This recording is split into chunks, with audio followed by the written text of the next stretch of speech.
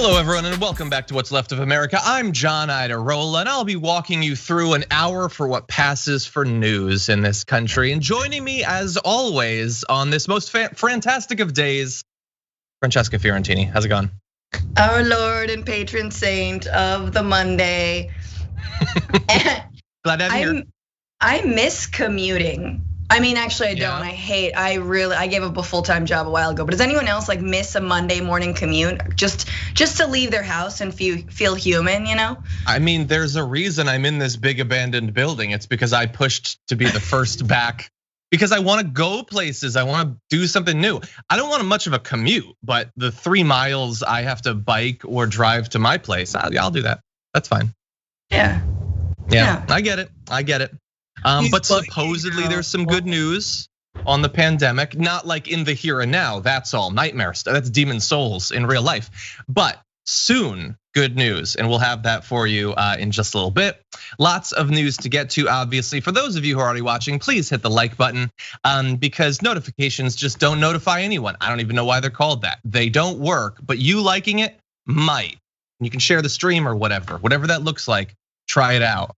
And if you chat along with us, send us tweets and super chats and all that, we'll be responding as we go. Before we jump into our first story though, how was the Bituation Room yesterday? Your show that you do every weekend.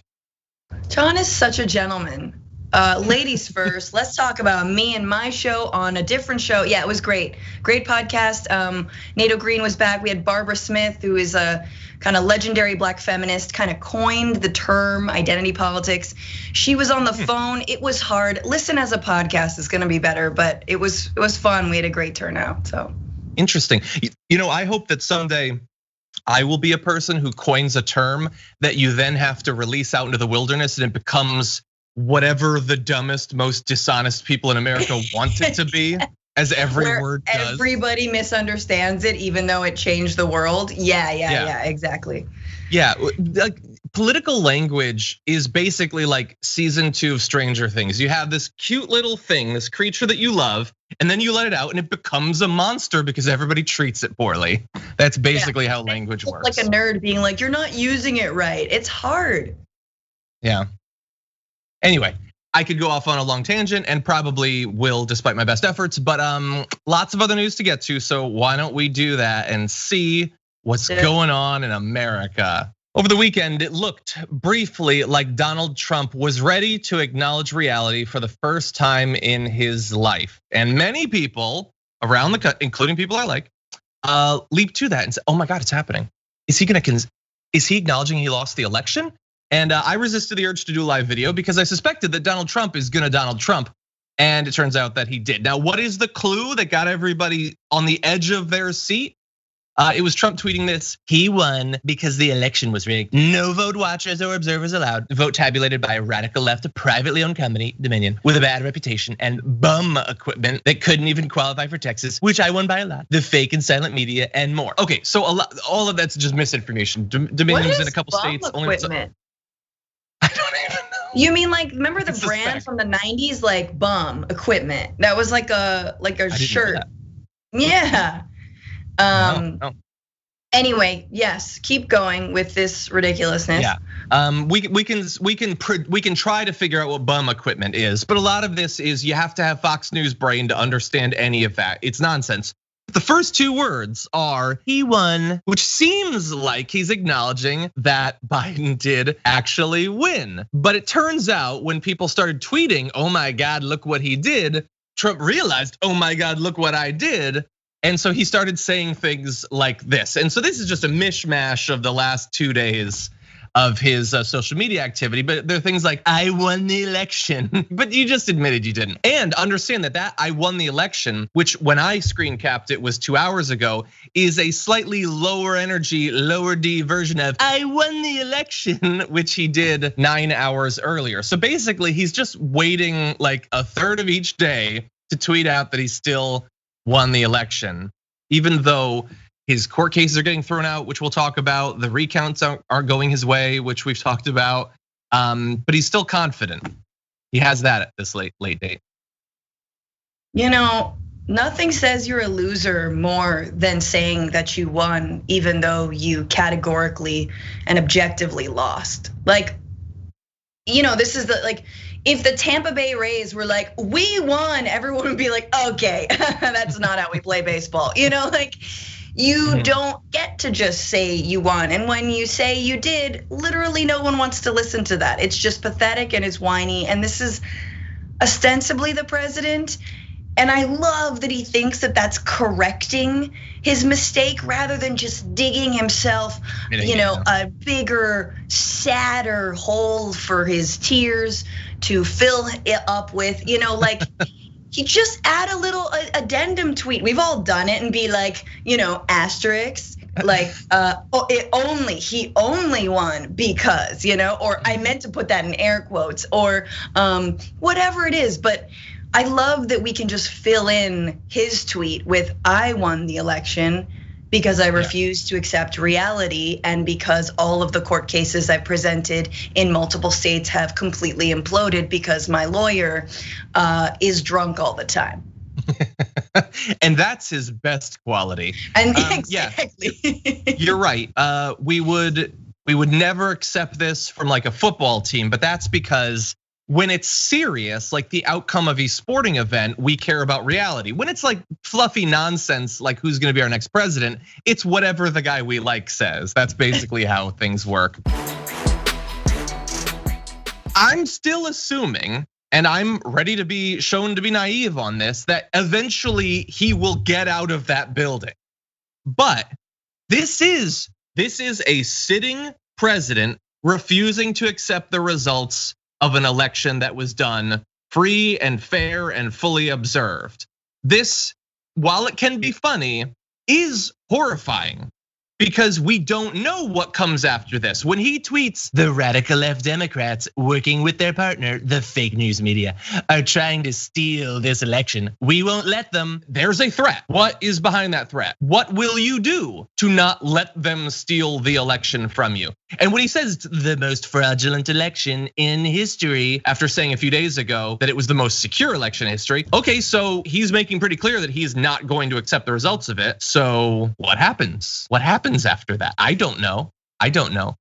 But there was one good tweet from Ken Klippenstein who said, I remember leftists years ago saying Trump might refuse to concede and being told they were being hysterical. Exactly, because there's always those anti-lefters who are gonna be like, how dare you be worried about Donald Trump, the damage he's doing and the damage he promises to do in the future? Well, if you predicted that Donald Trump might not accept the results of an election, I don't know what more he needs to do. Aside from tanks in the streets, this is how you refuse to accept the results of an election.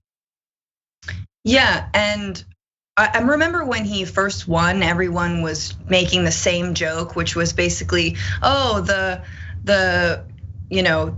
basically Donald Trump's first and America's last election. Like this is the last American election. And it was like, oh, that's such a joke. But like, come on, y'all. We knew there was a grain of truth to that. And everyone was sort of thinking that. And we all saw this moment coming. Like, I love Colbert. I am happy that he did not normalize, and nor should any of us normalize the fact that a sitting president is denying the results of the democracy that we have.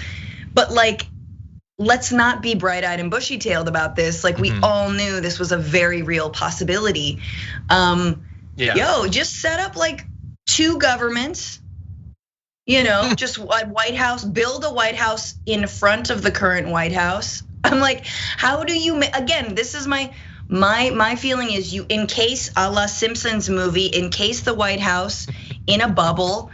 It's a petri dish anyway. It should be sealed off from the rest of the world, and then just build a new White House. Yeah, give him the presidential equivalent of letting your little brother go into the arcade and mash the buttons, but he doesn't actually have any quarters. That's basically what we need. Yeah, and I agree. I'm glad that they haven't normalized it. Yesterday is, season finale of John Oliver, because he's gonna be off for a few months because for some reason they treat it as if his show is the Game of Thrones rather than a news show that hypothetically you could do year round. I don't get it, but anyway, he did it all about the refusal to accept the results. And I love Colbert too. I have to give it to him. His reaction to Trump's 2 Thursdays ago press conference was very heartfelt and raw. I also have to give it to him for the undeniable fact that my Trump impersonation is just an impersonation of Stephen Colbert impersonating Donald Trump. Let's be clear about that. But anyway, I hope that in 2.5 months, we look back a couple weeks into the Joe Biden presidency and say, oh, good, we were being a little bit much about that. I hope that we get to that. But until we get to that, I'm not going to just assume that we get to that. And so we're going to take these threats, which is what they are, as seriously as we feel like we need to. Yeah, the problem is, John, and I'm of two minds about this, is because we know what happens whenever mainstream media starts to take Donald Trump really seriously, right? They give him a lot of airtime. They take every word he says as verbatim, which is mostly lies, and then he is able to do whatever he wants. I mean, I feel like this is how we got Donald Trump in the first place, is that sure, you have to treat what he says somewhat seriously, but we took his entire presidential campaign as if it were real, right? And people just kept on running to rubberneck all the ridiculous things he said. So it's like, I am of this mind of keep treating him like a sad little clown and he will go away. And also, oh my God, he could actually try to not leave. Look at the shakeups in the Department of Defense, all of this. Yeah.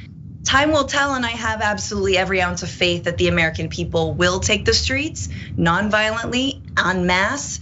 I am not so certain that the Proud Boys in Trump's camp are going to do the same. Yeah, and I'm glad that you mentioned that about the shakeups too, because look, I feel like, and again, maybe naively, maybe fatally naively, that the military is not going to prop up a Trump dictatorship, but if that was what you were trying to do, what would you do?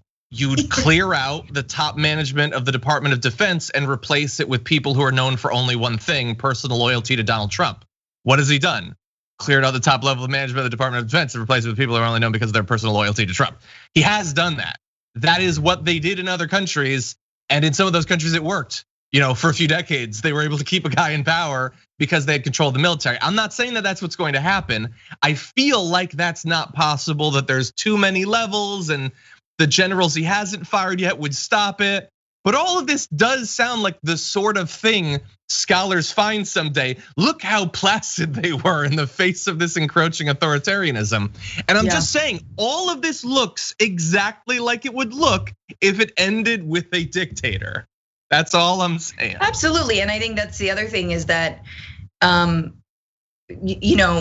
mainstream outlets and most scholars, are like, well, in the end, democracy will prevail because it's so strong. I mean, the American democracy is super strong. What? Have you been living in the same country we have for 4 years?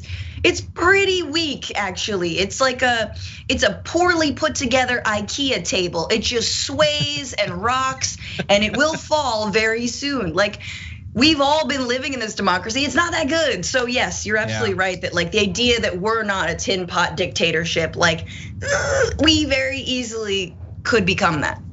Yeah, I love that analogy. And over time you start to think, wait, did I not tighten these bolts enough? But no, you did. It's not you, it's the bolts, it's the table. It was set up to fail. Anyway, yeah, I agree.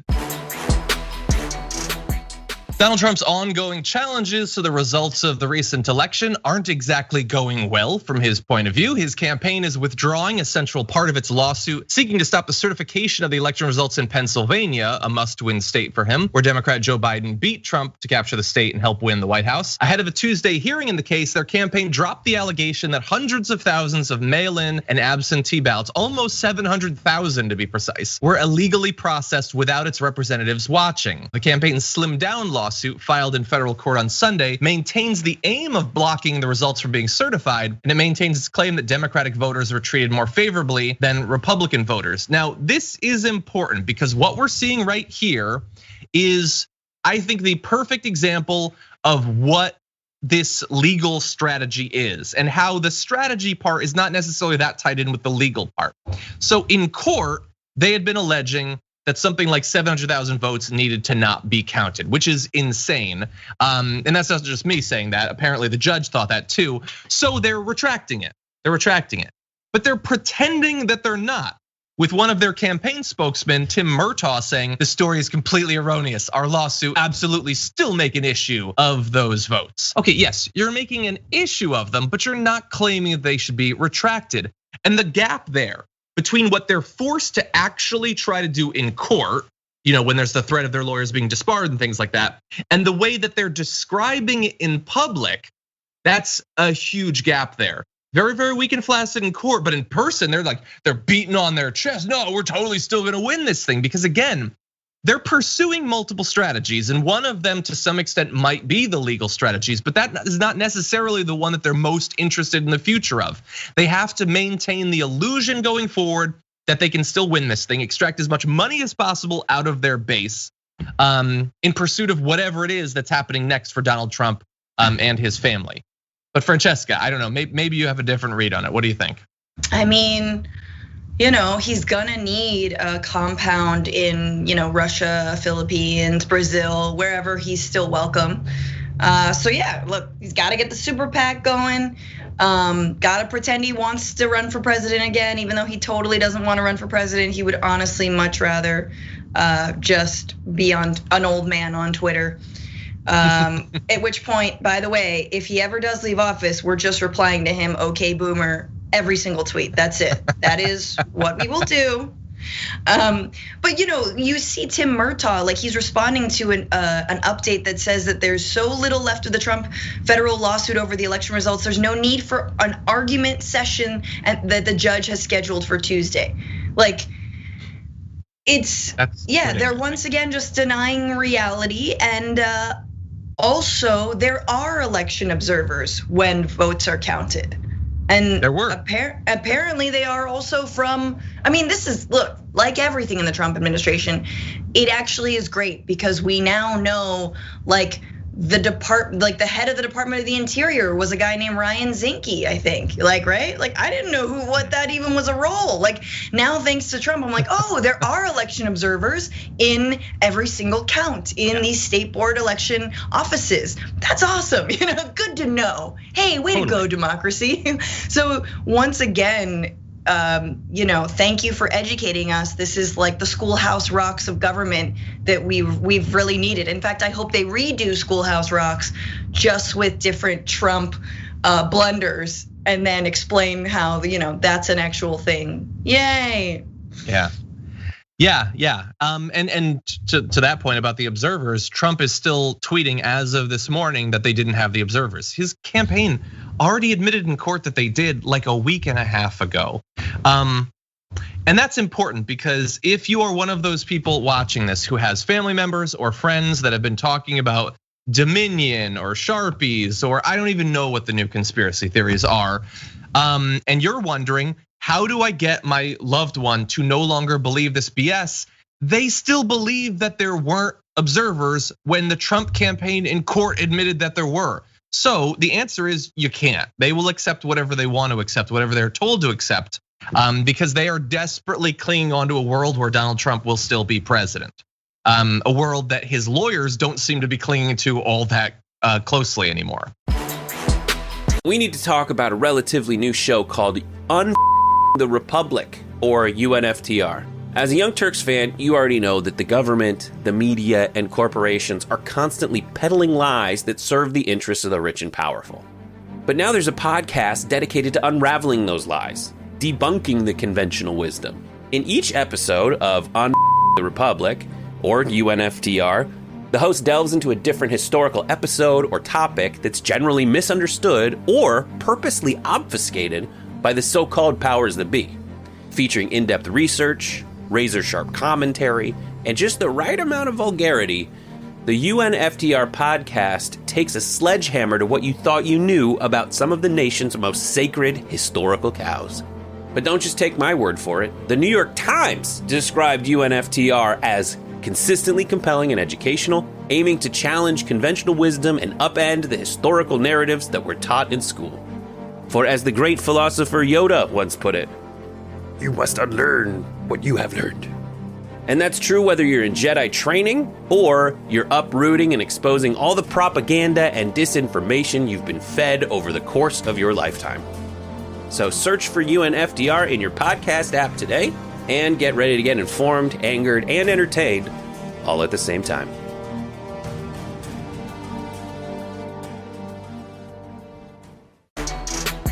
In terms of some of the preferential treatment, the lawsuit charges that Democratic-heavy counties violated the law by identifying mail-in ballots before Election Day that had defects, such as lacking an inner secrecy envelope or lacking a voter's signature on the outside envelope so that the voter could fix it and ensure that the vote would count, called curing. The lawsuit says that Republican-heavy counties followed the law and did not provide a notice and cure process, disenfranchising many. Okay, but do you get what's happening here? So they made the process for mail-in ballots so obstacle prone and complicated that some people just trying to do their best could make mistakes. Some election officials thought, well, if their vote doesn't count, that's a bad thing because we live in a democracy, so we're gonna give them an opportunity to make their ballot count. Their ballot that was cast before Election Day and all of that just had some sort of technicality that needed to be fixed. The Republican heavy counties decided we don't want that to happen because screw mail-in ballots. And they've decided, so they disenfranchise some, which I guess hurts them. And they're saying that allowing the curing benefits Democrats because presumably Democrats are more likely to vote by mail. But again, that's only a result we got because you guys demonized mail-in ballots. If you cared about your voters and indeed all voters voting in a democracy, none of this would be a problem. And none of it is going to be a problem for the results because this isn't going to result in votes being thrown out. But think about this, if you weren't so focused on wringing the neck of democracy, you might have had a chance to get a few more votes. Maybe the 15,000 you need in Georgia, for instance, to lead to you winning at least that state, if not the Electoral College. Yeah, I mean, this is the heart of all of these lawsuits is you can't have it both ways. You know, you just can't have it both ways. You can't say stop the count, ooh, start the count. Okay, we need actual observers on this count. Oh, there were observers. Well, I don't know, burn ballots. Like, what do you? And you can't have a party that has been, because of course, let's be real, it's beyond Trump. It is on down the line on all the, the Republican state legislatures that have fallen in line and obeyed orders to try and suppress as much of the vote as possible. And including mail-in ballots and including their own voters, and then suddenly be like, wait, our voters are suppressed. Like, you did that, dummy. So yes, this is the whole thing. You can't have it both ways. And can we just say, it is so perfect that Trump lost by not the exact, but close margins to the way that Hillary Clinton lost. I think that is so wonderful because the Democrats in 2016, if they could have mounted any kind of challenge, they probably would have, right? Let's hope they would have mounted a challenge if it had come down to a certain state or that something looked really fishy. And sadly, and maybe in a good way, good for our democracy, it didn't. Nothing was fishy. She lost, and she lost pretty handily, right? She won the popular vote, but Trump is losing on both of those counts, and it is just so sit in that loss, buddy. Look at it. Yeah, it's exactly what happened to Hillary 4 years ago. Yeah, and while he's doing that, and while he's dragging it out, again, it's not that he's not doing that for some purpose that's benefiting him. He's raising money and whatever, setting up Trump TV, running on blah blah blah, whatever other nightmare we'll someday have to cover and deal with. But also the dragging it out. In the first story we talked about the constant declaring, no, I actually won. He's also drawing out how insane he looks, how sad and pathetic he looks. And it's not just us that thinks that. It's not just us. It's not just lefties that are laughing at him. Judges are laughing at him. So let's go through this. We have when Republican lawyers in Nevada complained their observers weren't close enough if they could not hear everything that poll workers were saying. US District Judge Andrew Gordon pushed back saying, at what point does this get ridiculous? And then ruled against the Republicans. Obviously, because it isn't about them saying, our poll workers were 23 feet away rather than 18, because if they'd been 18, they'd been saying they would be saying they should have been 12. It's not about that. It's not about this succeeding and getting rid of those ballots. They know they don't have a Trump's chance in hell of winning that. But it's about dragging it out. And as long as there are these court cases going, Kayleigh McEnany can go on Fox News and Trump can tweet about it, and Fox News can run segments about it that they'll immediately have to either retract or ignore going forward when the claims are thrown out and the people admit that Project Veritas paid them to lie and all that. It seems like something is happening, and that's what the QAnon people need. That's what the really dejected Trump cultists need. They need to feel like something is happening, like there's still a chance. And they're all, again, it's like we said a week ago, they're just riding that high and just trying to stretch out the little bit of their supply they got left. No, you're absolutely right. I mean, you mentioned Trump TV, and I think that's a very, very real possibility. But if you're gonna grift, and if your whole life has been a grift, you need this. You need to maintain that lie so that your followers, look, he would have followers no matter what. He could say, we lost, we're coming back. He could take it like a man, and I whatever, masculinity is a prison and made up, but you know what I'm saying. Take it like an adult, right? But he doesn't, and you're absolutely right, because his base is so far gone, it's so fringe, and actually pretty stupidly, because we know that those 70 million people, I wish it was 70,000, 70 million people who voted for him, they're not crazy, sadly. A lot of them might just be racist. A lot of them might just think that it's okay for a president to behave in the way Trump does. But I don't believe that 70 million people are Q followers. So there absolutely is a reason to say you can continue this brand and still concede, but no, he wants it to be the craziest and most dangerous version of his brand, which just says we were wronged.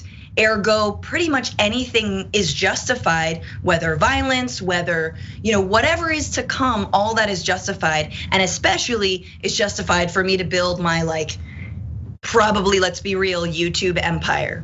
Because you know they're gonna take that money.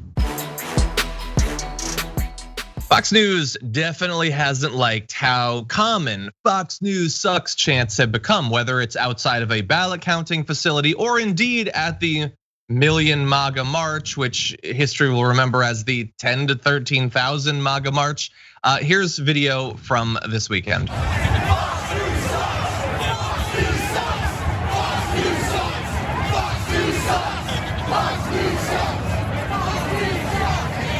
Okay, so I mean that's just amazing, because Fox News, outside of Chris Wallace, has been their teeth have been embedded an inch deep into Trump's boots, and still it's not enough to please these people.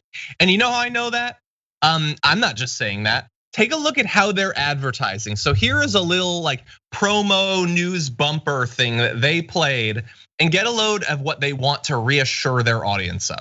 Fox News, the voices America trusts. These legal efforts are critical. There are apparent irregularities. The media mob and the Democrats, they lied. Speaking up for you and the issues that matter most to the people. They thought there would be a blue wave. Not the case. You're gonna see something even bigger than Trump in 2022 and 2024. The truth does need to come out. Can we speak freely again? Can we have America back? We, the people, deserve better. Fox News, America is watching. Can we speak freely again? Can we have our country again? Can we have our audience again? Come on, guys, stop being mean to us. No, seriously, we believe all of the crazy stuff you believe. Dominion, sure, you wanna see another shadow hand puppet? We can bring those on. Whatever crazy thing you believe, we've got people who are just as crazy. That's what I got out of that promo. Absolutely. Hey America, do you have a Trump flag? Why don't you bend over and I will give you a rim job right now. I am so sorry, but that's exactly what that was. That was a rim job to the most craziest among you. Yes, it tastes good. This is not okay. What are you doing? I agree, what are this you is doing? Not okay. What do you do? Why are they even doing? People are still gonna watch them. They must be worried. I don't know. I'm not Donald Trump. I don't live my life tracking the ratings every day for networks I'm not on. Are they down? I don't know. That ad to me implies that somebody is nervous. It might not be the talent necessarily, quote unquote. It might just be their manager. It might be their ad set. I don't know. But they're projecting to me that they're worried. But like, don't you love, you just said that, and we know when advertisers have jumped ship, major advertisers have jumped ship, it's because Fox News is saying some racist BS, right? Like, so they're not worried when that happens. But then when people are like, Fox News sucks, that like freaks them out. I mean, it is also just like so painful, because as someone on the left, as someone who, we've criticized mainstream media all the time, right? And you think they ever take our critiques to heart? No, never. They don't want us at all. But one little chant and this major most watched network capitulates and just rolls out the red carpet for these nut jobs. Meanwhile, we crazies on the left want to survive the climate apocalypse. Sorry. Like, exactly. Oh, it's so sad. It's just so sad to me. It is. And what's really amazing about it is that in the same way that, like, Donald Trump or his son will always be like, CNN sucks, New York Times sucks, Washington Post is fake. And I will demonstrate it by this article. I'm linking to the Washington Post here. Like, it's always sort of funny how they use the thing they're mocking. Right. So these right wingers who are, they're mad that like, there's like the back end, just the little back end of some of these Fox host tongue isn't pressed against the boot.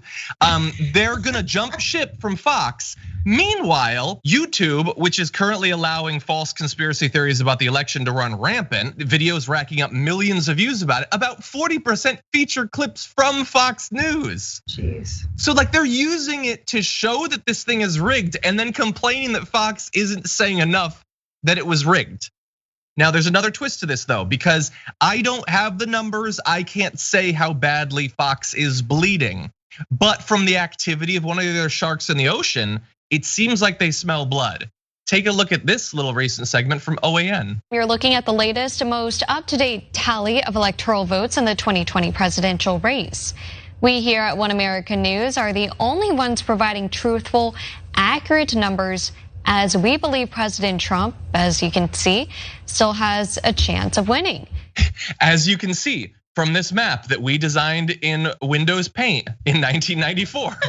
Seriously, where is your graphics package coming from? What font is that? Anyway, but look at that. They're calling states, like for instance, Brian Toshman on Twitter acknowledged that they called North Carolina for Trump, where he has a 75,000 vote lead, but they're pretending that Michigan is undecided when Biden has 115,000 vote lead. I mean, the whole thing is absurd, but they're saying we're the only ones telling you the truth. Wink, wink. Fox is a bunch of traitors, and they've turned against, Q or whatever.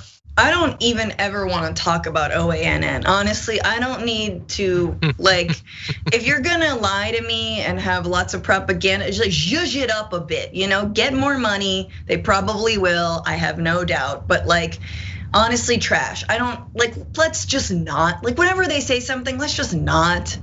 Yeah. Let's not. I mean, this is funny, but I really hope that they don't become more relevant. I hope so too. Okay, so I'm not gonna make you talk about OANN. I'm gonna for just one more second, but I will say, Fox and apparently OANN do a thing that will seem a little bit foreign, perhaps certainly to me, maybe to Francesca too, and that is doing a show for an audience of one. Like if I do a video, I don't expect that Bernie Sanders is going to watch it. If I do a video, I don't expect that AOC is gonna watch it. Do I hope? Sure, but I don't expect it. They expect it though, and there's a reason. It's because it works. So they do segments like that on OANN, and the president of the United States, the most powerful person in the world, says, try watching OANN, really great, because he saw that and he liked it. They're pretending the thing he wants them to pretend, that he still has a chance when he doesn't. And if they will, pluck out their own eyeballs with tweezers and stick their head in the sand, he will reward them for that thing that somehow passes for loyalty. I mean, yes, and the sad thing is that John, I don't know what's gonna happen, but what I will say that the Democrats will absolutely pretend that this kind of sludge doesn't exist. they'll do what I just said, which is like, let's not pay attention to them. But we actually kind of do need to. And especially when it comes to places like YouTube, I think it is a domain that we have fought for, which I think is really important, that TYT has fought for and done incredibly well. And I think more and more having progressive news alternatives on YouTube is really, really critical. But you can't go forward having 40%, or having however many, hundreds of thousands of videos that are just about lies, Yeah. And I don't know, maybe they have the exact same warnings that Twitter's been putting up. Maybe they are, grayed out, whatever it is. You got to say you're 18 or older, maybe. Which we all do. Like whatever. What are the precautions going forward to prevent some of these completely fake news outlets from running rampant as we have seen they have been and got Trump and others elected? Yeah, I don't know going forward, but I do know that Democratic leadership, probably including Joe Biden, they either don't understand or don't acknowledge the threat inherent in a lot of this stuff. They are still living in, I dream that they're living in the 90s. I fear that they're living in the 80s or maybe the 70s, but they don't get the modern threats that we face. They just don't get it. If you want to know how the pandemic is going in America, all you need to know is that America had more than 1 million reported cases in less than 6 days. Let's pause for a second on that. Didn't even take a week for 1 million new cases. And that is, I think, by any standard, an insane failure. But imagine if in those first days where we locked down and everybody was so terrified and they're going and stockpiling toilet paper, if you had told them that 8 months later, we're going to have failed so bad that we're having 1 million new cases a week, even after all of this time, after all of these deaths, after all of these cases. Just amazing. Take a look. NBC News did a great listing of each day in November and look at the rise in cases there. 76,000 on the first was an insane number, and we're having double that. And in fact, on Sunday, which is always the lowest day, sometimes Monday, but Sunday is pretty low too. We had 139,000 cases.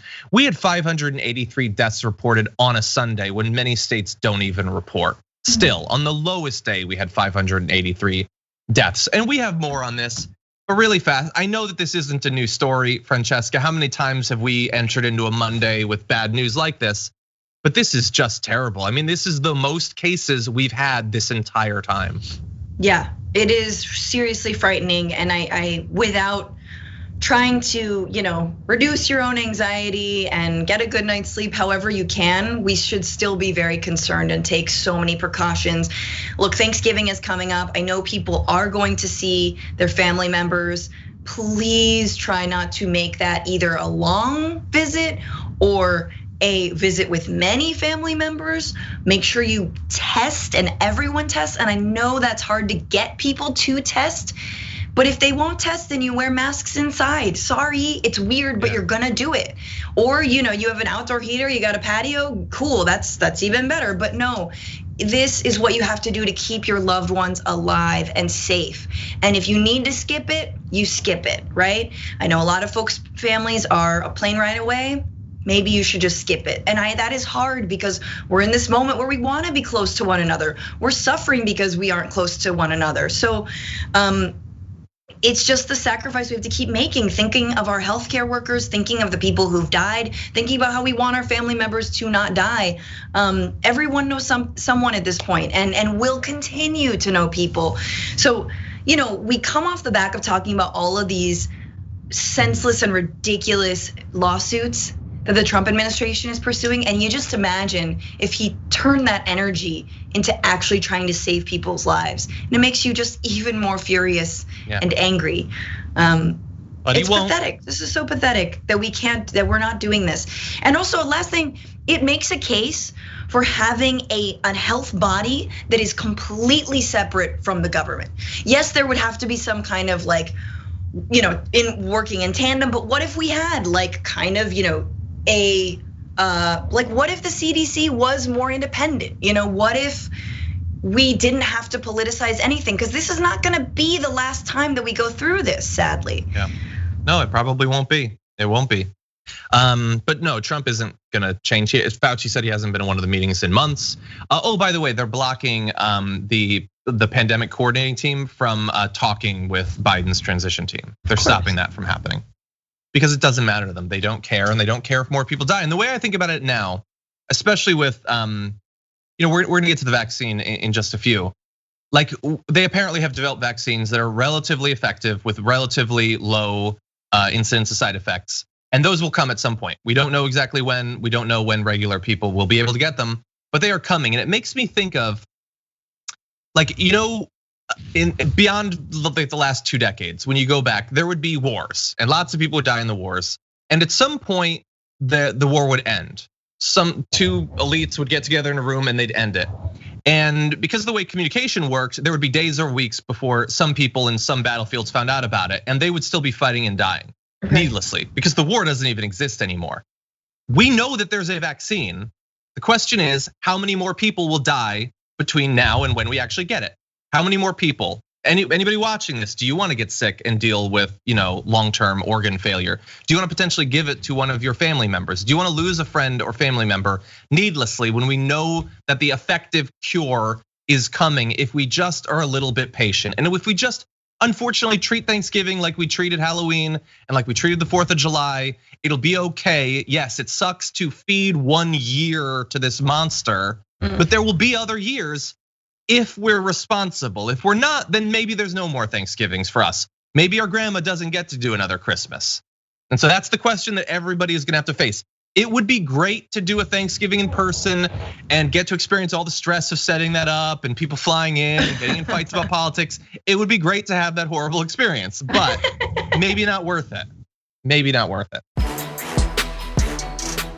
I saw this thread from someone working COVID cases that really just breaks my heart. It's from Jody During, who said, I have a night off from the hospital. As I'm on my couch with my dog, I can't help but think of the COVID patients the last few days. The ones that stick out are those who still don't believe the virus is real. The ones who scream at you for a magic medicine and that Joe Biden is going to ruin the USA, all while grasping for air on 100% Vapotherm. They tell you that there must be another reason they're sick. They call you names and ask why you have to wear all that stuff because they don't have COVID because it's not real. Yes, this really happened. And I can't stop thinking about it. These people really think that this isn't going to happen to them. And then they stop yelling at you when they get intubated. It's like an effing horror movie that never ends. There's no credits that roll. You just go back and do it all over again. I stupidly thought that once the people get it, they open their eyes and realize it's true. But why would that be the case? They've been inoculated, not against the virus, but against acknowledging that the pandemic is real. And so they go into their last days and indeed they die believing that the thing killing them is a hoax by CNN or China or Bill Gates or whatever. And these doctors have to see it and they have to watch this cycle play out every single day. Someone should lay body bags at the footsteps of Fox News and the White House because this is on them. This is on OANN. This is on all of the grifters, the conspiracy theorists, the people who know better, the people who are given information on the daily about why this and how this virus is real. All of these bodies are at Donald Trump's feet. All of these bodies are at Tucker Carlson and Laura Ingraham and Sean Hannity's feet. Yep. I swear to God. That's it. Yeah. And it's sad to see someone, you want to get mad at that person. You want to say kind of like, well, you get what you asked for, etc. But then you realize that they have been fed poison. I mean, it's not just the actual coronavirus, but just mental and informational poison for so long, even when the president who had COVID, who might still be contagious, who's infected 130 Secret Service members, who has infected so many people in the White House, like even he was denying it as he got it. Yep. And absolutely that person lying there is like, yeah, give me the magic medicine because it helped the president. No, buddy, that's not for you. You're a casualty in this war on truth and that's what it is, that's what you get. You don't get it, you don't get healthcare. You think this president's got a plan for healthcare? No. So it is, if you can't get through to these people, you got to stay away. You really have to keep your distance from them. I agree. All of these people, if they're on a ventilator denying that it exists, you think they were wearing a mask, you think they were protecting their family members. It's sad that they're dying because, as you said, they've been poisoned by these murderous grifters in the right-wing media. But they also spread it to other people, undoubtedly, and got them sick.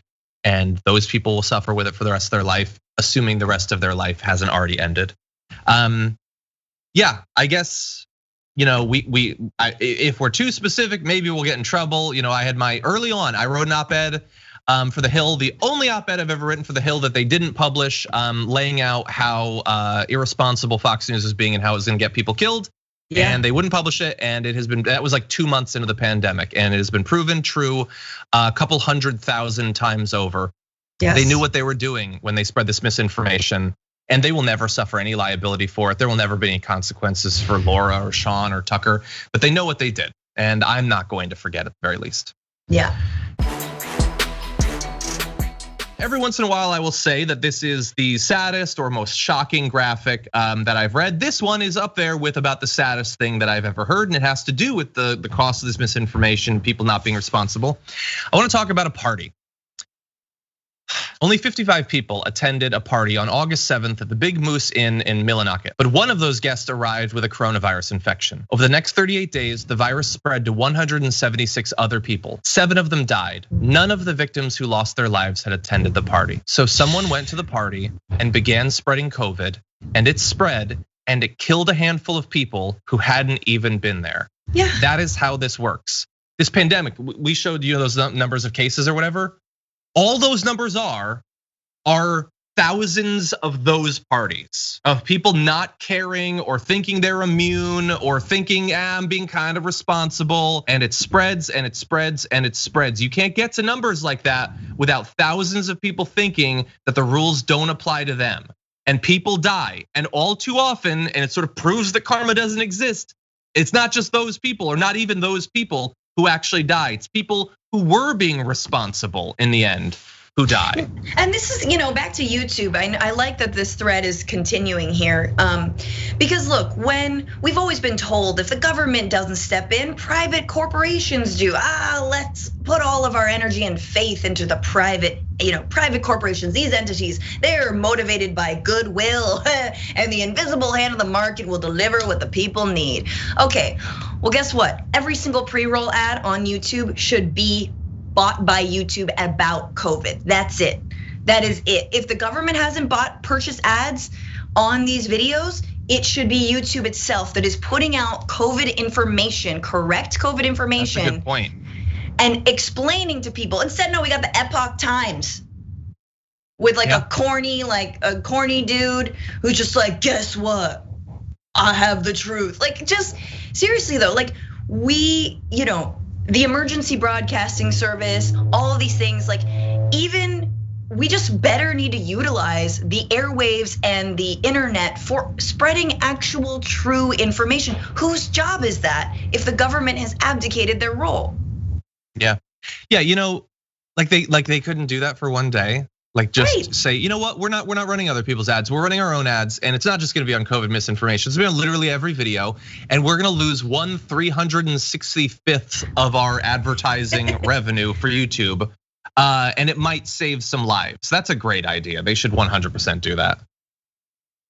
Anyway, this whole thing is so sad. The people going to their deaths, not believing it, spreading it. The people dying who, they saw someone who thought going to a party was a good idea. As of this morning, one of the vaccines that's being worked on, the Moderna vaccine, has apparently been shown to be 94.5% effective against the coronavirus, according to early data released by the company just today, making it the second vaccine in the US to have a very high success rate. Dr. Anthony Fauci replied to that news saying these are obviously very exciting results. It's just as good as it gets. 94.5% is truly outstanding. The company says its vaccine did not have any serious side effects. A small percentage of those who received it experienced symptoms such as body aches and headaches as well. This is all information about the side effects and the success rate coming from the company, so just bear that in mind, and there will be more testing and all of that. But in addition to the Moderna one, last week Pfizer announced that early data shows its vaccine is more than 90% effective against the disease, which obviously either of those or both of those being available would be game changers. But we also need a lot more information, and it's going to take literally forever for it to be made available. And it should be free, and it shouldn't gouge the American taxpayer. Yes, and those are things that early on Bernie Sanders was calling for. That still needs to be the case. I mean, let's be real. These are people who've gouged us for regular meds for many decades now. So hey, they kind of owe us. But yeah, 94.5, that's great. And the side effects, those are side effects that you can get from a flu shot as well. So yeah, this is good news for sure. Yeah, and actually, you know what? I don't know why I would even give him any credit. I saw Trump tweeted something about like, remember this was under my watch. And I immediately fact checked it because I remembered that the other vaccine, he'd been bragging about some vaccine development, and it was one that wasn't in the Operation Warp Speed. Like he had nothing to do with it, whatever. Right. In this one, they apparently did give them like $1 billion. So that's good. Look, one thing that he probably had absolutely nothing to do with that somebody on the team suggested, good. That might have helped, maybe. And now we need to actually get it. And that same credit that I just gave him, let me take it back, because again, this is a guy who cares so little about this that he's not going to any of the meetings. He doesn't talk about the coronavirus anymore, really. And he has blocked the team that's working on the coronavirus in the government from coordinating with Joe Biden because, of course, he cares more about pretending he won the election than your grandma living or dying. Yeah. Cannot believe that it is mid-November and it's worse now than it was. Just can't believe it. Over the last few days, the new congressional orientation has begun, and that's led to a lot of great photos and everything, but it's also led to a little bit of just learning stuff about the people that rule us that is deeply depressing. And this lesson is brought to us via Cori Bush. So Cori Bush had tweeted things like this picture saying, change does not come from this place unless we bring it here ourselves. We're bringing change to the 117th Congress. It's an awesome photo, a reminder that like after working as an activist, she's made it. That is awesome, and she's remembering the issues that brought her there with Breonna Taylor's name on her mask there. Unfortunately, not everybody got that message because she later tweeted, it's day one, so I'm wearing my Breonna Taylor mask. A few of my Republican colleagues have called me Breonna, assuming that's my name. It hurts, but I'm glad they'll come to know her name and story because of my presence here, which is getting me mildly choked up just a little bit. Breonna must be central to our work in Congress. So you all know this story, it's from a couple of days ago, but there was literally no way we were not gonna do it on the show. Republican congressmen thought she was Breonna Taylor, because they also apparently think that people put their own name on their mask. They don't recognize that name at the tail end of a year where there have been countless thousands of protests about her, news coverage about her and what happened to her, updates on the trials about what happened to her and the injustice continuing. They, in late November, thought, oh, you're Breonna Taylor. Okay, cool, welcome to Congress. How much does that say? Getting that wrong, making that mistake, it tells you so much about these people. Yeah, and also tells you so much about Cori Bush that instead of, obviously that's enraging and hurtful and kind of racist and ridiculous, that she was like, it hurts, but I know that I'm informing my colleagues about this case and who Breonna Taylor was and how she died. Like, that is such an example of rising above these hurtful moments, and the fact that progressives in Congress are asked to rise above so much all of the time. I mean, this is one of, sadly, I think many examples going forward that the incoming Congress people who are part of the squad a lot of them who are black, like Mondaire Jones and Jamal Bowman and Cori Bush, they're gonna be facing a lot of this kind of, subtle, talk about microaggressions, right? Like racism, overt racism. We know that the first two Muslim female congresspeople, Ilhan Omar and Rashida Tlaib, still face an incredible amount of Islamophobia that's only going to continue. But yeah, it's ridiculous you wouldn't have heard her name at this point. I wonder if like she had worn the name George Floyd, if they'd be like, hey George, what's up? So yes, that's how much of a non-reality, that's how unresponsive. And I'm sure some of those Republicans might have been from states where there have been these major incidents, and they have African American constituents among them, so who definitely know her name. Yep. So if you've been wondering, were they listening? No, they were not listening. This is how you get no change when roughly half of our elected representatives are so checked out that they don't even know the small handful of names that have created and sustained the biggest social movement of literally our entire lives. Yeah. Deeply depressing.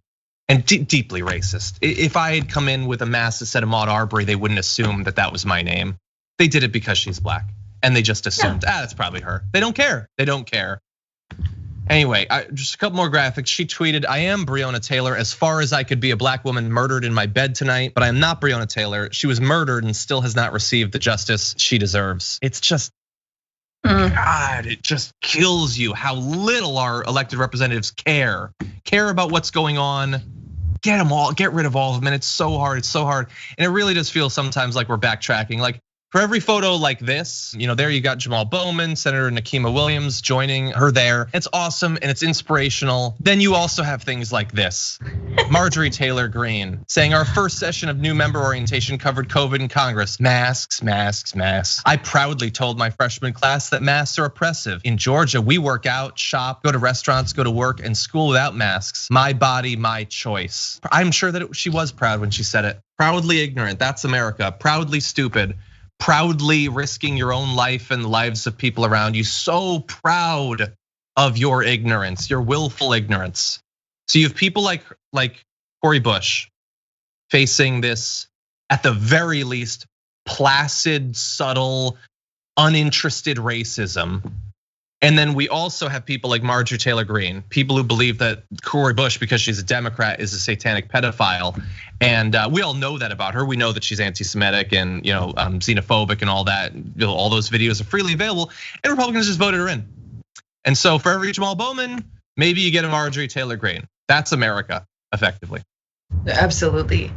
Also, like, how much do you expect to get done in your first session if no one will come anywhere near you because you refuse to wear a mask? Like, cool story, like it's so funny. She's like, I told my freshman class that masks are oppressive. Like, first of all, for those of you who remember college, there was always that one girl who was like, well, I was reading in Vogue that, and you're like, we're in a Middle East studies class, girl. Like, what are you talking about? Like, this is like Marjorie Taylor Greene is that woman who is just like, no one ever told her she was wrong. And here we go, and the other thing, she tweeted a video of her working out in her hotel room as like a way to show off that she like does CrossFit. And she was like, because DC gyms are closed. They're not closed apparently, but you do have to wear a mask, which she won't do.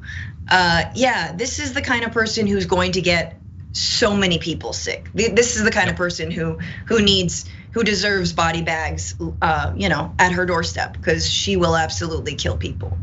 And as a continuing demonstration of how her brain is slightly smooth, she was complaining about the fact that she couldn't work out in DC, even though, as you say, she could go to the gyms. She's just choosing not to because retweets are more important than just living your life the way you say you want to. But also, the video is her working out and doing a workout in a room. Evidence that you can work out at home. It seems to be working for you. Look at that. You're so proud of that workout. You're sharing it to the world. But some people will like it. Some people just want a video like that. I remember your tweet, Franny. Anyway, okay. God, it's so sad. Anyway, Cori Bush, thankfully she's on the inside. Hopefully she can get great things done. You know what you should be worried about today? One of the most important issues facing America, what sort of garment Harry Styles wraps his lower body in, at least according to Candace Owens, who responded to the fact that he had been on the cover of a magazine wearing something like a dress by saying, there is no society that can survive without strong men. The East knows this. In the West, the steady feminization of our men at the same time that Marxism is being taught to our children is not a coincidence. It is an outright attack. Bring back manly men. So what sent her into this downward spiral? This photo of Harry Styles. So if the news didn't demand it of me, I would never talk about Harry Styles. I don't care about Harry Styles. He had a pretty good episode of SNL. I've never listened to any of his music. I'm gonna guess that a lot of women probably look at that photo and think, not bad, if I had to guess. But that right there, that's the downfall of society. Bring back manly men like Donald Trump and Tucker Carlson. Bring them back. We can't survive without, but he's not even American, I don't think. Isn't he from the UK? Like, we got our own things to worry about. You know, people are dying of COVID. They don't have health insurance, buried in student loan debt. The economy's not doing so well. But we should worry about Harry Styles. We have more, Francesca, including some other takes from right wingers. But what do you think about Candace Owens' fashion critiques there? I mean, look, man, you got a bunch of Proud Boys who can't wear big boy pants marching through the streets of DC, aggressing on anyone they come across with. They're all manly men. They got AR-15s, right? Isn't this what we're supposed to celebrate? Just unmitigated violence and toxic masculinity. It is so sad where the BS myth of manly men has gotten us. Now about this photo, notice the only thing that feels effeminate, the only thing is that it's a big jacket, a like trendy cool jacket that someone decided to just drape in a V. That's it, that's really all it is. If he had pulled it all the way up to his neck and exposed his clearly amazing body, it would have been fine. You're triggered by an angle, straight up, that's it. No, look, Franny. So look, there are other photos of him where he's in something that's much more clearly a dress or whatever. But again, like, who cares? Who cares? You're right, that outfit, like, I have a feeling he's draping it off himself because he likes his body. You know, some guys are blessed with their bodies. Harry Styles, Donald Trump, some of them just got it, you know, and they want to flaunt it. And so he's flaunting it. Yeah, but this is the other thing though. And this is, I think, look, when it comes to gender nonconformity and really imploding the gender binary, which we know triggers the right like crazy, this is the stuff. Like, this is what they go for, and that's really what Harry Styles like meant to do. You know, it's like, yeah, get triggered, freak out because I'm wearing a dress. Do you know, does it matter whether my sexuality, whether I like men or women? No. Does my gender matter? No. And I think this is this generational divide that, like, man, even when I was in school, we didn't have that kind of like understanding or openness, but I think young Zoomers truly do. That your presentation of your sexuality and your gender have nothing to do with one another. Your presentation of whatever you want to wear, it's like more power to you. If you can pull it off, it's fly. You know, so, and I love that. I love that about, I think, what an embrace of, and what really queer culture has done to this country is really allow us to let go of the gender binary so strongly that has wrongly defined us, right? Yeah. Now, yes, there's more on this. You know, it would be one thing if Candace Owens just sat out there by herself looking like an idiot, but this is right-wing grift, and there's money to be made here. So others are gonna jump in front to make clear to their audience that they're just as stupid in this way. And so we've got a couple, including manly men such as Ben Shapiro, who says to her comment, "This is perfectly obvious. Anyone who pretends that it is not a referendum on masculinity for men to don floofy dresses is treating you as a full-on idiot. I subscribe to all of this. I believe that this is what men should be like." Matt Walsh says Candace Owens is trending because a bunch of whiny idiots are mad that she said men who wear dresses aren't manly. So look at the flaccid mental jujitsu right there. The people who are pushing back against her attacking Harry Styles, they're whiny. Her totally bringing up out of nowhere his magazine cover, that's not whiny. Her implying that any man would dare to wear clothes she doesn't approve of, that's not whiny. It's people who are just responding to her like, dude, just live your life. Or like maybe my opinion is considered whiny, where I say, I think the very idea of a real man is stupid. Like as Francesca said, it's a self-imposed prison that means literally nothing. But if there is a real man, you know what real men don't do? Go around worrying a lot about what other men wear on their legs. Yes. I don't think a strong alpha man is like, a skirt, how could you? I don't think that's what they do. I just don't. Ben Shapiro, what an emblem of masculinity. You know, when I think masculine, manly man, I think, just a higher octave than letting a balloon air out, just like, but like imagine if that were a person, like, that's Ben Shapiro. That is the manliest man, the guy who doesn't like WAP because it scares him. I was just gonna say. Who doesn't even doesn't even think WAP is a thing. But also, can I just make a plug for floofy dresses? Okay. Everyone should wear a floofy dress in their lifetime. As a teenager, I would go into Bloomingdale's, try on all the floofy dresses, not buy a single one, just to sort of feel pretty and whatever, and like wear something you'd never wear ever, ever, ever, ever, ever. Every man, woman, child, and in between should wear a floofy dress. I think everyone should wear a suit. I love suits. I think they look amazing. I've never really like pulled off a nice suit, but like, ooh, they're so clean and beautiful. But same with floofy dresses. Wear a floofy dress. Go into a Bloomingdale's. Go into a dressing room. Get a whatever size you need. Try it on. Yeah.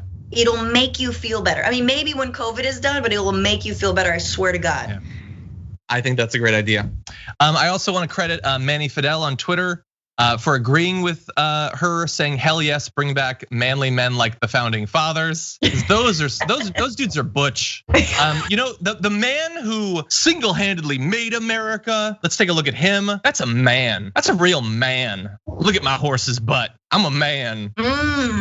Because that's a Mike Pence man right there. The whole thing is just so stupid. And people in the chat are talking about kilts, for instance. That's a great point. So Ben Shapiro, in his long chain of thoughts about this, says that's a stupid argument, but he doesn't actually engage with it. He gets that it's out there, that yes, there are cultures where the manliest men wear things that are basically skirts or dresses, but he won't engage with it because that would require actually acknowledging that what is masculine or feminine changes over time and by geography.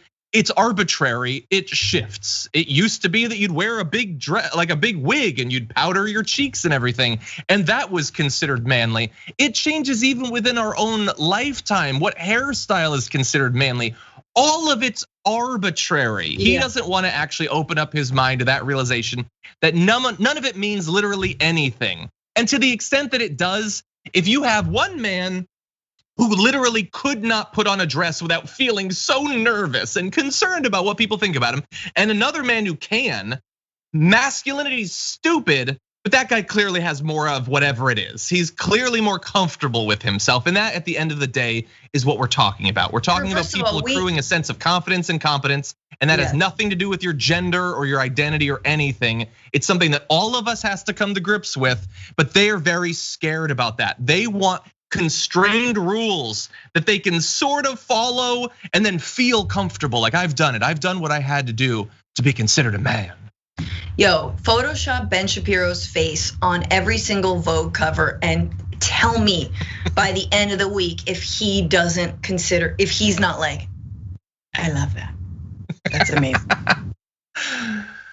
Hey, I wore that better than Beyonce. Like, he would love it.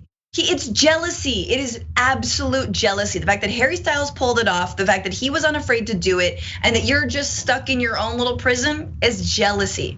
Candace Owens is on some other BS. Candace Owens is like literally just finding ways to still be relevant. Yeah, no, there's definitely a sense of desperation to it. Yeah, and by the way, just two other quick thoughts. One, go check down Jordan Yule's tweet about this because he points out that we should bring back Manly Men, and he has an awesome photo of Ken Klippenstein. Anyway, but then also, and this is just an appeal, I do it every once in a while to any of the, whether you're a Trump fan or just a conservative who's watching this. When I attack conservative masculinity, I'm not necessarily attacking you. I probably am. I'm not necessarily attacking you. I'm not saying necessarily that conservatives are betas or cucks, to use your terms. I'm just saying the guys you choose to represent you are 100% beta cucks. You're like, seriously, like Tucker Carlson, Matt Walsh, Ben Shapiro, all these are your, like, you guys care about masculinity more than literally anything. And these are the guys that you choose to represent you. I'm not saying anything, I'm just saying. Yeah, Tucker Carlson wore a bow tie for years. Really? Now, okay. If he had pulled it off, awesome. You know who probably could pull it off? I bet Harry Styles probably looks pretty good in a bow tie. But Tucker, you didn't. And you were too stupid to realize it for years until Jon Stewart forced you to take a look in the mirror. And you didn't like what you saw. Anyway. Francesca, thank you as always. John, thank you. Have a great week. You too. Where can people see more of your work? Oh yeah, we'll watch the latest episode of Newsbroke. We talk all about how to prevent a future Donald Trump, and that all depends on the Democrats. That was our last episode of the season, so definitely watch that. And because we're a news show that doesn't have the budget of John Oliver's show. Otherwise, I'd probably continue. Yeah, and listen to the Bituation Room wherever you get your podcasts and on my YouTube channel, Franny Fio. Well, the funny thing is that John Oliver does have the budget of a John Oliver, and they're not continuing for now. They'll be back in February or something. John Dunn, but it was a great episode. Idarella doesn't understand the concept of a vacation, so. I understand a vacation. I don't understand like a 3-month vacation. There's still news, dude. He's not gonna come back until after the inauguration. No, like, and I remember in 2016, he did one episode after Trump got elected, and then he was gone for months. It's bananas. Yeah. But anyway, maybe it's not up to him. Okay, Francesca, thank you so much. Talk to you soon. You. So we're just a couple of weeks out from the election. All of the vote counting hasn't even concluded. And so while we would like to be able to draw a lot of lessons about how the election went, why it went that way, why there wasn't this massive landslide, we don't have all of the data necessarily yet to be able to say. But I think we can say with some confidence that it was probably the left's fault that it didn't go better, that we didn't win all those races. It wasn't a massive landslide. It was probably them. Something socialism is the theme of the day. And joining us to answer for her contribution to the massive failure of the Democrats is the executive director of the Justice Democrats, Alexandra Rojas. Welcome back to the show. Thank you so much for having me, John. Thank you. Now I'm being very serious right now, except that I'm not. So what I'm alluding to there is that many of the, their elected Dems who had their little phone call complaining that their races were closer, some of them lost, and it has to do with the Green New Deal or defund the police and all of that. I'm sure you've had to talk about this a lot, so I apologize, but what do you make of that argument so far based on the data that we've seen? Yeah, well, thanks again for having me on. I mean, we actually teamed up with New Deal Strategies, the Sunrise Movement, Data for Progress to release a memo on why, we think what went wrong for Democrats in 2020. And totally agree that I think a lot of these sort of assertions of what went wrong and what went right are sort of premature, given that we haven't even gotten all of the election results yet. But given that, we're seeing, congressional Democrats in leadership to those that are either have lost or are still, waiting for all of the ballots to be counting in their races, that they, are blaming socialism, they're blaming defund the police. One, an attack that has been levied for decades, another one that just happened this past summer. And what we talked about in the memo was focusing on 3 main things. One, investing in the base, right? However people have feelings about defund the police, the reality is the reason why we are competitive for 2 Senate seats in Georgia, and had resounding victories in places like Arizona and Georgia, Philadelphia, right? All of these key swing areas are because of young Black people, young communities of color across the board, especially Black voters, Latino voters, Native voters out in places like Arizona that are showing out in historic numbers, especially young people, the highest turnout we have seen in generations. And so to sort of immediately vilify the base does not make sense, I think, for a party that's trying to build something long lasting at the base of voters that is delivering key victories. And also, the question that we should be asking is, if we know that these attacks are coming, what are we doing to prepare for them? We know that these are also stokes of racial resentment, right? Socialism, defund the police. And instead of letting the GOP have that lane, right? Because we know that when they occupy it, they're going to fill it with, racist stuff. We have to have our own agenda. I think that, there's plenty of studies that we've also linked to in that memo. And you may have seen it. It's been on Politico and a few other places, and I could send it around afterwards. But it's talking about how we should take on, the GOP's divide and conquer tactics head on, and talk about racial unity and connect it with economic prosperity, and actually run on a real message that is going to improve people's lives, and not just talking about finding common ground or bipartisanship that aren't really things that are going to tangibly make a difference. Exactly, and arguably are the sorts of campaign themes that other candidates ran on and lost in very high profile, very important Senate races. But we're going to ignore all of that.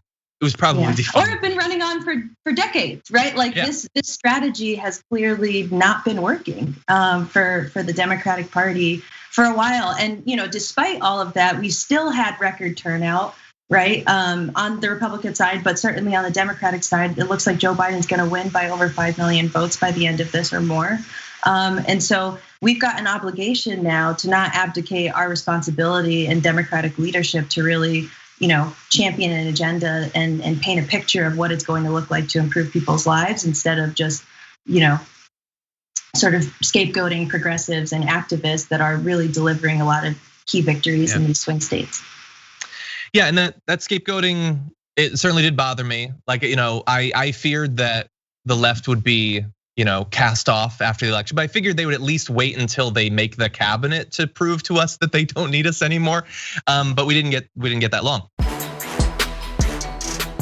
You brought up some great information there about the campaign themes you're pushing for, the policies you're pushing for. I know that some of the most high profile leftist politicians who've run on those sorts of themes responded to this criticism with, like Representative Alexandra Ocasio-Cortez was saying that everyone who endorsed, Medicare for all won re-election, saying that she had tried to coach some of these other people on how to advertise online and do those sorts of things that had been rebuffed by many of them. There seems to be this unwillingness on the part of some of these centrists and the longer term Congress people have been around for a while to understand why that wins, but also to even take the help when it's offered, which seems ill-placed, I would say. What do you think about some of the pushback from people like Rashida Tlaib, AOC, Ilhan Omar to this initial attempt to frame what happened in that election?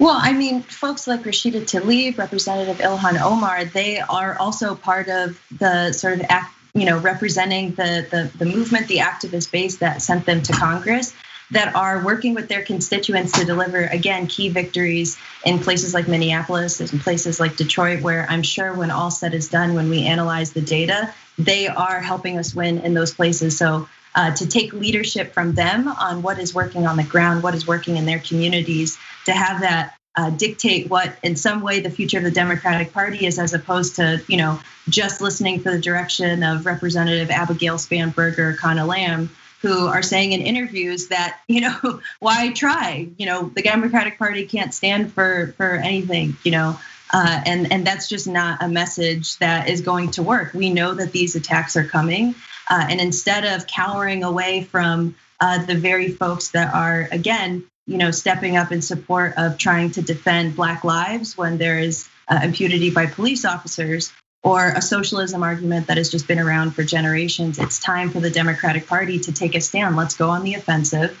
Let's call out the GOP, Donald Trump, for the divide and conquer tactics that they're displaying for all of the American people, and focus on, folks like Jeff Bezos, corporations that are robbing America, that are robbing working families blind in the middle of the pandemic, and working with, folks like Mitch McConnell in Congress instead of, some of the other things in addition to blaming us are talking about things like working with Mitch McConnell, or that's going to be a possibility when it's been years since we've been able to get anything done. And in the midst of a global pandemic, to expect that anything is going to be different is just ridiculous.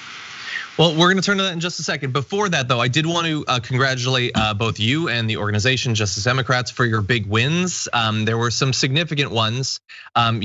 People are now nationally getting to know people like Jamal Bowman and Cori Bush. Some Republican leaders are starting to know who Cori Bush is because they apparently think she's Breonna Taylor for some reason, which just horrifies me to hear. But what do you think about this new class of Congress people coming out of Justice Democrats? What effect do you think they're going to have going forward?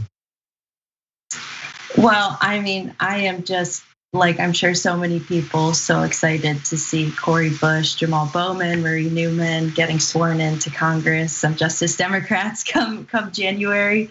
It is after many, many months of hard work, I'm sure, from many folks watching this, small dollars, volunteer hours. So I hope for all of you, we all can feel so proud to have sent some of the few rays of hope, and obviously Joe Biden defeating Donald Trump, but in terms of new members to Congress, that we've sent some pretty cool people there together.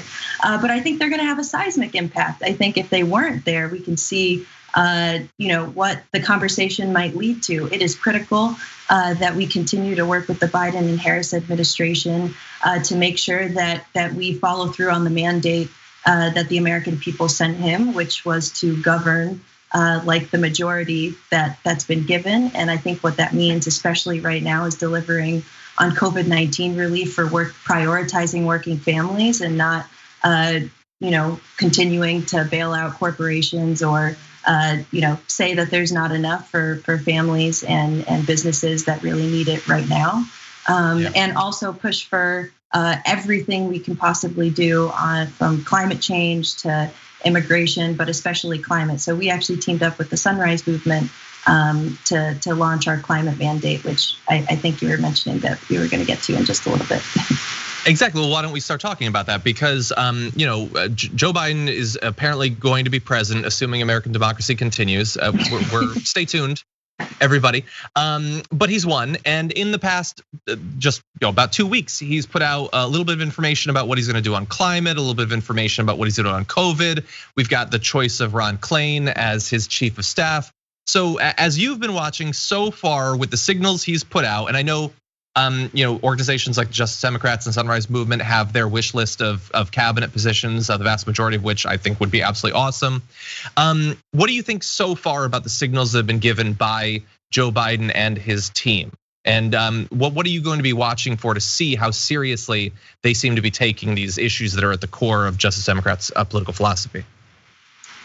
I think it's been mixed, but I think given the state of, as you pointed out, where our democracy is right now, it's been really encouraging to see Ron Klain, someone that has, sent good signals to progressives about working with us to address, to implement solutions that try to meet this moment, that bring us forward as opposed to backwards from where we are right now.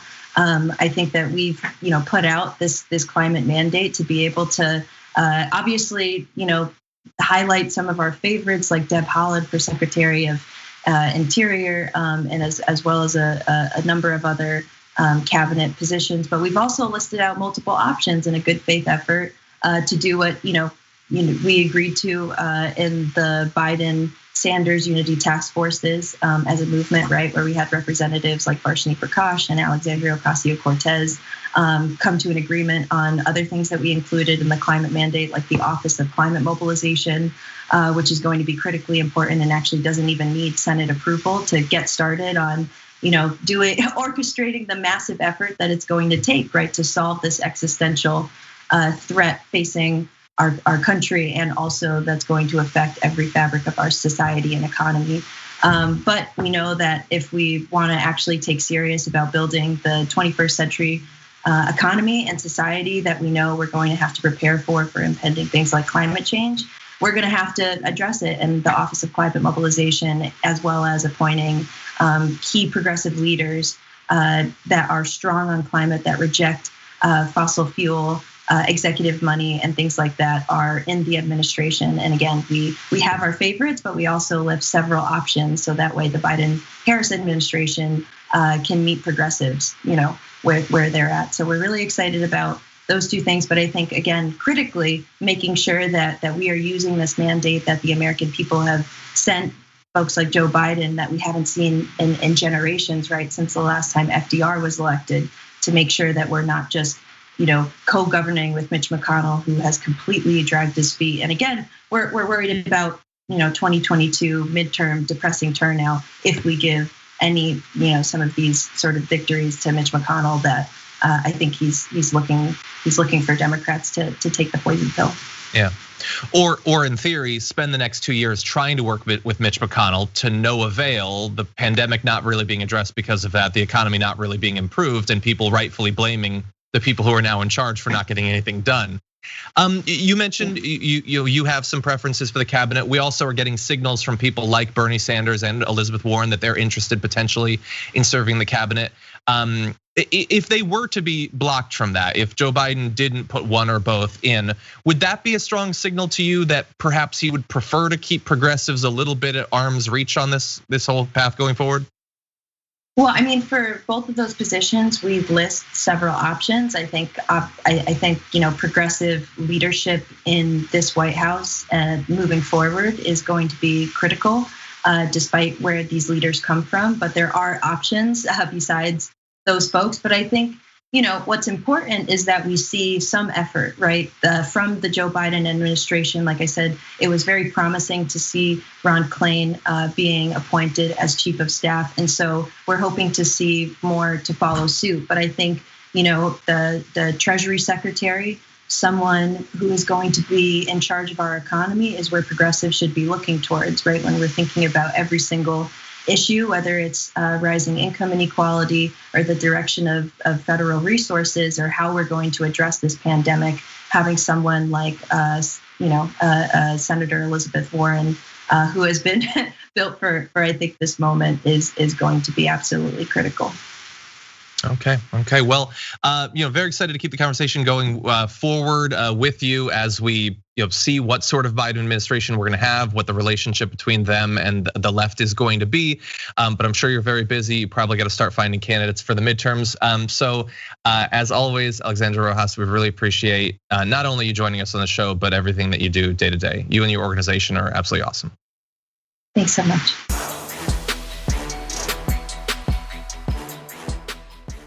Thanks for listening to the full episode of The Damage Report. Support our work, listen ad-free, access members-only bonus content, and more by subscribing to Apple Podcasts at apple.co/TYT. I'm your host, John Adarola. I'll see you soon.